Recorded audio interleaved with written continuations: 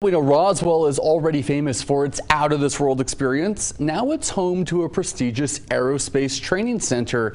Now, wouldn't you agree? This has to make Roswell the hot spot for flying objects. Tamara Lopez explains why this city, it really is the perfect spot for this unique facility. AEVEX has landed in Roswell, and they welcomed community members to an open house at their new headquarters Tuesday. The company does everything under the aerospace umbrella, like data collection software for airborne operations to building drones. We want to very clearly delineate to our customers what it is that we're offering to them. And what we're focused on for AEVEX for this location is testing of new systems and training of people flying and or operating new systems. Customers like NASA and Northrop Grumman.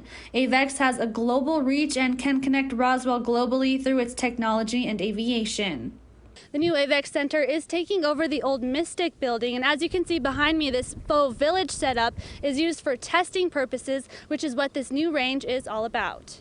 AEVEX specializes in intelligence, surveillance, and reconnaissance, but also works commercially.